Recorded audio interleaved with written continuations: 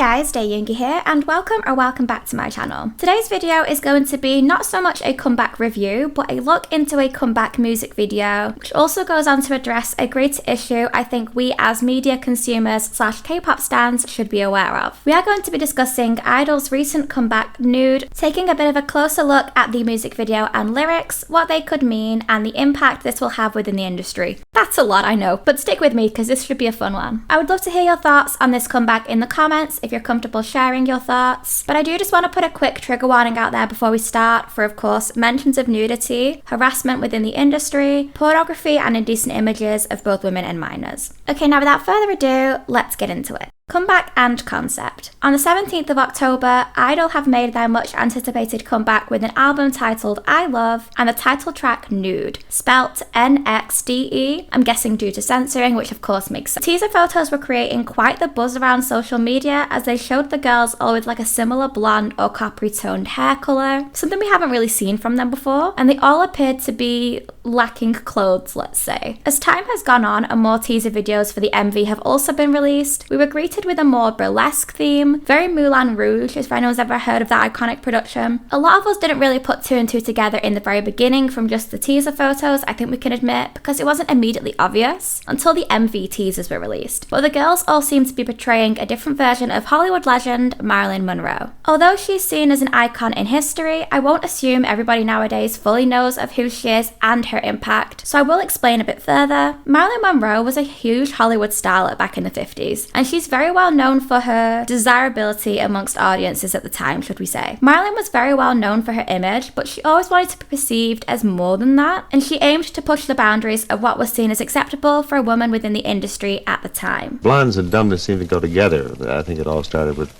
maybe with gentlemen prefer blondes. You know, it's interesting that people associate if you happen to have blonde hair, or if you're not out of shape, you're absolutely dumb. I mean, you're considered dumb. I don't know why that is. I think it's a very limited view. See, that's the trouble. A sex symbol becomes a thing.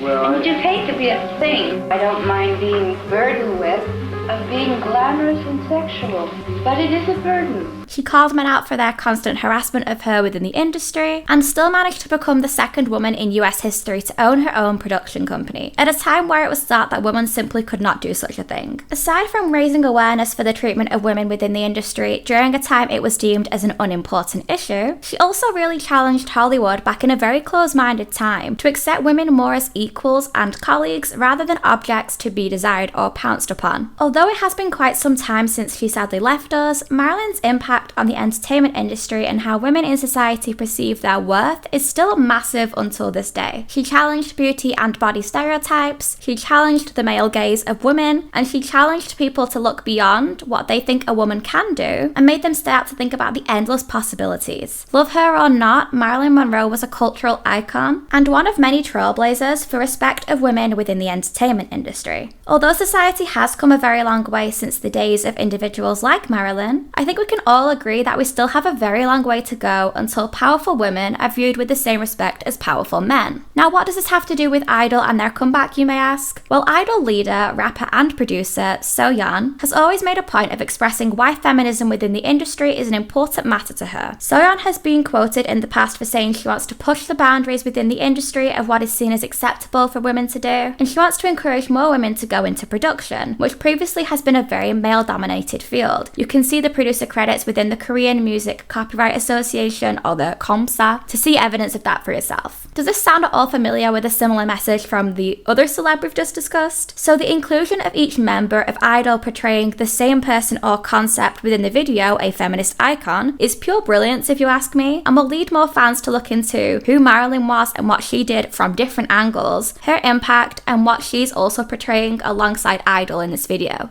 Let's move on to actually discussing the lyrics of the song and the MV itself. I will go through this bit by bit, so it's going to take us a while, but hang in there, get yourself a drink, we got this. The MV starts with a screen that pops up introducing the MV with a cartoon blonde woman. We could envision this as Marilyn perhaps because she looks very similar. There's text on the sides of the screen saying things such as, "Welcome to the glamorous and sensual nude show," and "Don't be rude, yes I am nude." At this stage, the viewer is led to believe they're going to witness a sexy burlesque show. Soyeon is first on screen rapping the following lines in English. "Why you think that about nude? Cause your view's so rude. Think outside the box, then you'll like it." I won't lie, when we saw this, everybody on Stan Twitter will agree that there was a lot of clowning towards these lyrics. I think after Soyeon's English rapping Tomboy, people immediately heard this and assumed we were heading down a similar path of cringy lyrics. But this one's a lot more clever, I think. The viewer thinks they're in for a sexy, sensual burlesque show, but they're immediately met by a woman playing the piano and producing her own music, not dancing around in like a skimpy outfit or anything for the audience. In the actual lyrics, Soyeon is saying, "Why do you immediately associate the word nude with seeing women expose themselves indecently? Your view is rude," meaning that your view is very dirty-minded. Soyeon encourages the listener to think outside of the box and consider what else the word nude could actually portray. Nude has multiple meanings rather than just meaning lacking of clothes. It also means to bare, and I believe that Soyeon is hinting that they are trying to simply bare themselves and their vulnerability within this song and not just their physical bodies. Minnie's verse is her portraying Marilyn in the movie Gentlemen Prefer Blondes, where men are surrounding Marilyn with red hearts, offering her their love and adoration. This is something both I-DLE and Marilyn and many women in the industry will experience from audiences because they are deemed as these beautiful figures. She says in her lyrics that she's slightly dumb in the way she talks but has a sexy figure. When the men offer her the hearts, that is when we hear this line. In other words, she's saying that people don't care what words come out of her mouth, they don't want to hear what she has to say, as long as she looks good, then she gets their love. Next to Dean, we quickly move on to Yuki, who says the line, "Did you think I would just laugh?" and throws a magazine away titled Nude. Although this scene is simply one line before we cut, it's Yuki not dressed as Marilyn, but dressed as herself and saying, "Did you think I was just going to accept that that's the way you see me?" She pushes the makeup artists away who want to apply layers of makeup onto her, and she discards a magazine that says Nude, symbolizing that nude is simply not just an image to be observed, but a lot more than that, and she does not accept the fact that people just want them to keep quiet, look pretty. Now we have a rap from Soyeon in which she says, "Twisted Lorelei that don't need a man." People might not know who this is, but Lorelei Lee is the name of the character Marilyn portrays in the movie that Minnie was referencing, Gentlemen Prefer Blondes. The movie has been pinned as like a feminist, independent comedy in a time that really needed it, as it represents a woman who, although engaged to be married, goes on a trip with a friend and symbolizes her independence. Soyeon is reading a newspaper in her scene which talks about the scandalous idol concept, all while sitting at a mirror, which is a very similar scene to the popular music video for the song Lady Marmalade from Moulin Rouge, which is pretty much the whole MV concept. So many parallels here to talk about, so little time. But this music video, many of us will have seen. It features none other than Christina Aguilera, Pink, Lil Kim and Maya. Soyeon talks about how she's actually enjoying reading. She's a bookworm who's obsessed with philosophy and a self-made woman. During this part, Soyeon is reading a book titled Leaves of Grass, flipping through the pages as though it's easy, like she's read it before. This isn't just a random inclusion.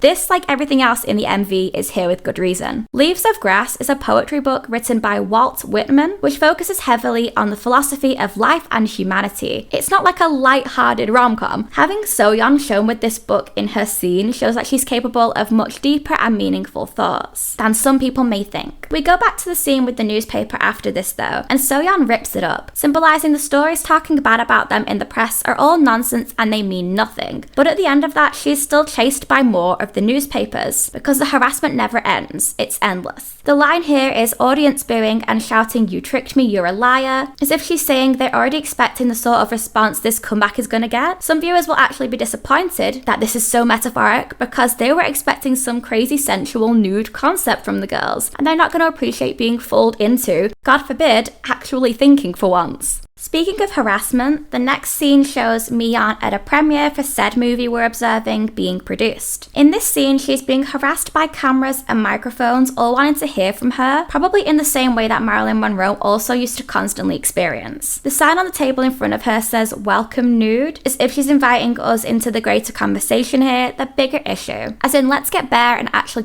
speaks directly to the viewer. This is because they know there's no use in speaking to these people. They cannot and will not ever change their view views, but at least artists like them can try and appeal to the audience to be better. Her lines talk about how she is an undressed movie star, and it's a night of broken starlight. This is a bit more of a serious message, which I think is here to highlight that yes, although there's a lot of metaphoric imagery within this song and the video, the system is broken. There is a greater issue going on here. The system itself is wrong, and they want us to stand to attention and listen. The next scene, Yuki is no longer surrounded by makeup artists. She is looking in the mirror and painting her own face. And then it cuts to her now dressed as arguably one of the most iconic Marilyn Monroe moments ever. Marilyn wore this white dress in the 1955 movie The 7-Year Itch, which features a scene where she stood over a windy subway grate with like wind blowing up her skirt, and she's like trying to hold it down. I feel like everybody has seen this, even if they don't know who Marilyn is. Of course, men are surrounding her in this scene taking photos. That's what they wanted to see after all. Yuki's line says, "Even if I become tacky, or even if I'm not loved anymore," before it cuts to the chorus line, "Yes, I'm nude." This references the idea that even if people don't like what this concept is and think it's tacky or improper, this is the concept they are going for and what they want to portray to their fans as their message, and no matter what people think, they are still going to do this nude, authentic self. We then have the scene of the chorus where we have the group dance, and they're all dressed in traditional burlesque style clothing. I won't talk too much about this scene because there's not a great deal of narrative yet, but I do want to highlight something interesting here that I picked up on. Notice how none of the tables at this show around them are filled. Even if they were filming a movie, they would still have extras there, right? Surely. So why aren't these tables filled when everyone surely wanted to come and see their performance? Nobody is there because they don't like the narrative. This isn't the concept they were expecting. This isn't what they were there for, and that terrifies them, so they're not interested. That's why I think it's great having those tables there empty, because it shows that this is something they know people probably aren't going to want to be here for, but they're still doing it anyway. We go back to Mion sat at her press interview, and Yuki at her makeup mirror during these scenes of the chorus, but I think we can note the difference between now and earlier. They are saying the lines, "Baby, how do I look? Put on my beautiful self." And this time Mion is posing for the cameras, although still looking uninterested, and Yuki is in the mirror applying more and more makeup and fanning herself, rather than staying nude and more neutral when she was pushing the makeup artists away. This is the complete opposite to what they were doing before, and the scenes are in black and white, which is to symbolize that this is not what they want to be doing. This is the old them. They don't want to be nitpicking at their looks all the time and posing for what the cameras want. They want to just be artists and their authentic selves. And I think the fact these scenes are not in colour but in a more negative black and white as if they're showing the past really shows this well.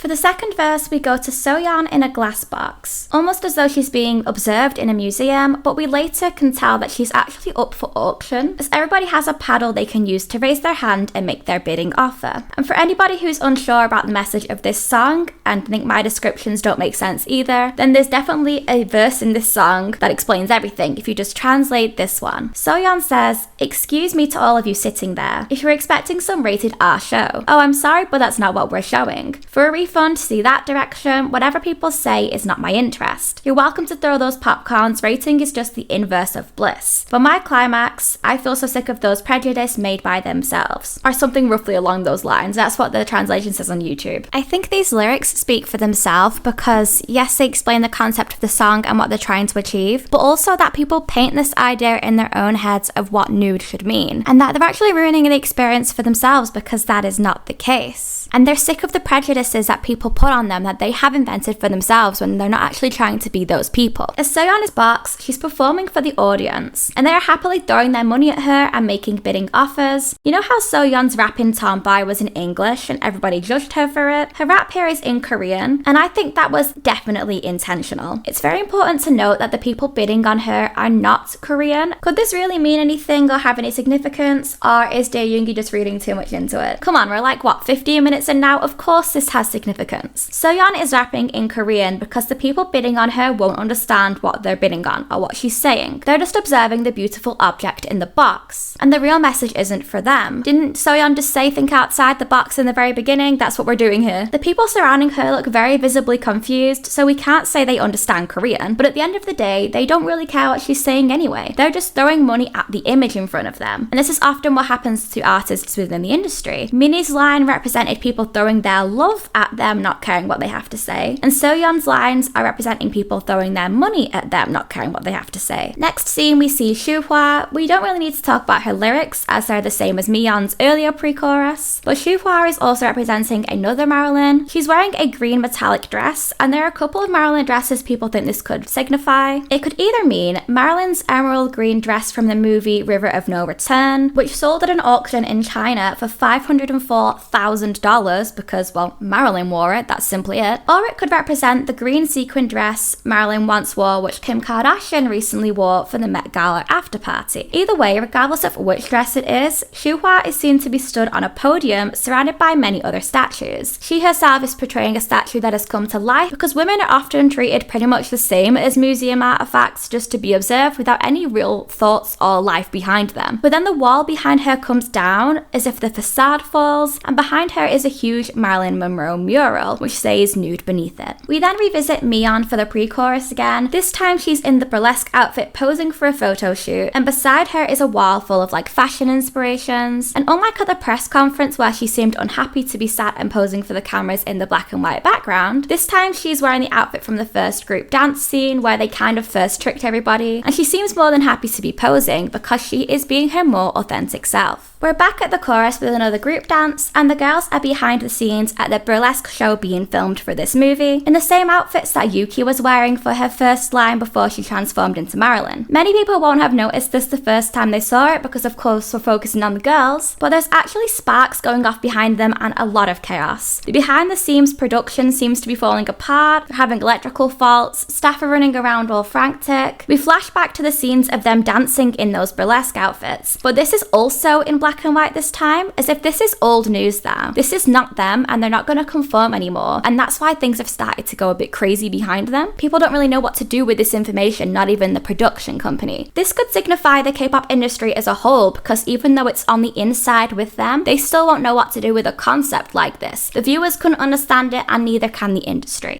This time when we go back to the "how do I look" lines, Minnie is looking in the mirror in a dressing room, in colour this time, in a very relaxed like slip dress and robe outfit, looking pretty comfortable with herself. And Yuki is on the podium being observed in the same way that Shuhwa was, except she's in her current modern clothing, not dressed as Marilyn, and people are taking photos of her with a smartphone. This is such a nice touch to me because although the times change, people don't. All the other scenes with cameras so far from back in the Marilyn day showed people taking pictures of Marilyn with old style cameras, but this is I-DLE in modern times being photographed in the same way Marilyn was, just with more up-to-date smartphones instead. It's like they're going through a very similar experience she did because society still hasn't moved on from viewing women as objects. We go back to Soyeon for the bridge, and she seems to be doing a live stream with many people watching and commenting. The comments we see flash up on the sides are things like, "Guys, I don't like this. Show me something sexy. That's too vulgar. She can't rap. I guess she's a pervert." And these will be things they hear all too frequently, especially now they have released a song literally called Nude. This is great because it actually really exposes that of course they see these comments. They're more than aware what aunties have to say about them. They do things like V Lives and they see these all the time. And they have actually spoken up in the past about comments they've received. We then see Soyeon seemingly taking off her shirt with her back turned to us, while pictures of the old burlesque themed idol flash on screen in black and white. The next line, "Now I draw a luxury nude," confused me at first, but then the picture of a black and white nude figure appears in a gallery, and we zoom into the last dance scene. The girls are all dancing in somewhat nude, coloured, influenced outfits. They're in the museum still, but they are bearing themselves this time. Not physically like the audience expected, but as artists and individuals.